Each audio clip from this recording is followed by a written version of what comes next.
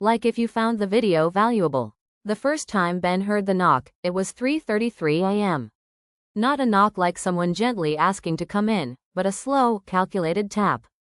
Tap, tap, tap. He lived on the 12th floor. There shouldn't have been anything outside his window. Ben sat up in bed, heart hammering. The room was dark, except for the soft blue glow from his router in the corner. The knock came again. 3 slow taps on the glass behind the curtain. He told himself it was the wind. Or a bird, maybe a loose shutter. But he didn't have shutters. And birds didn't tap in threes. He got up, walked toward the curtain, then stopped. Something didn't feel right. He reached for the window, and froze. A voice whispered from the other side of the glass. Don't look, don't look, don't look. Ben backed away. He didn't sleep the rest of the night. The next morning, Ben chalked it up to stress. New city, new apartment, working 14-hour days at a law firm that treated him like a machine. Maybe he imagined it. Maybe it was a dream. By nightfall, it was forgotten. Until 3:33 a.m. struck again.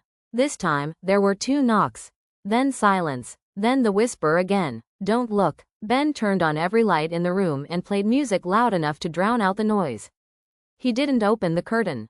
He didn't sleep. By the 3rd night, he started recording.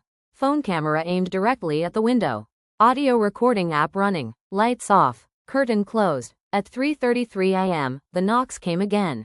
3 this time. Then the whisper. Ben, don't look. This time, the voice knew his name. When the sun rose, Ben played back the recording. There were knocks, yes. But they were faint. And the voice? Not there. Just silence. Except, just before the recording cut off, the audio glitched. It repeated the word, look, 5 times in rapid succession. Slowed down, distorted. Then silence. Ben felt a chill run through him. He left the apartment for the day and didn't return until midnight. On the 4th night, he decided to ignore it. He covered the curtain with a blanket, put on headphones, and took sleeping pills. But sleep never came. At 3:33 a.m., something yanked the blanket off the window. Ben sat up, headphones half off, and stared in horror. The curtain swayed slightly, but there was nothing outside. No face, no figure, just the reflection of himself. Then it smiled. He wasn't smiling.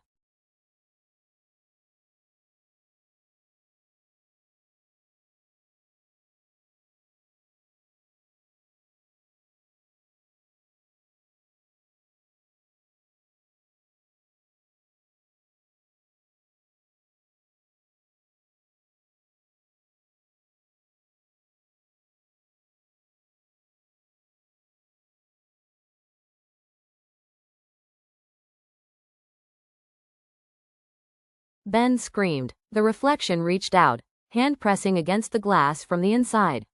And then it was gone. Lights on, music blaring, TV playing static. Ben sat in the corner of the room, shaking. The next morning, he went to the building manager. There's something wrong with my window, Ben said, trying to sound rational. Everyone says that, the manager replied without blinking. Ben froze. Everyone? The manager nodded slowly. Always around the 4th night. Apartment 1204. You're not the first. Ben leaned in. What happens? The manager sighed. You're not supposed to look.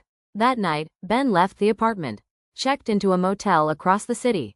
No windows. No 12th floor. No chance. But at 3:33 a.m., the power went out. Pitch black. Then, he heard it.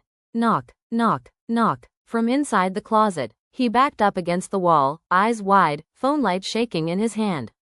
The whisper followed. You left the window open, Ben? He ran. Next day, he called in sick. Researched the building history. Apartment 1204 had been rented 6 times in 7 years. Every tenant lasted less than a month. Some were never heard from again. Police reports always said the same thing. Mental breakdown, hallucinations, no signs of forced entry. Ben decided to stay awake the entire night. No sleep, no pills, no music. Just him, a baseball bat, and every light turned on. At 3:33 a.m., everything shut off. Lights, phone, power, total blackout. He grabbed the bat, heart pounding. From the window. Tap, tap, tap. Then the whisper. You already looked once, Ben. That was enough. The curtain moved on its own, revealing nothing. Except now, there was a figure inside the room.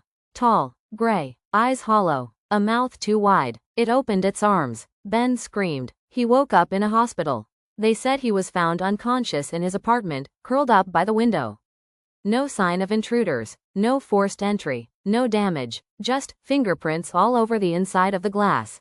Tiny ones, like a child's. They let him go after 2 days.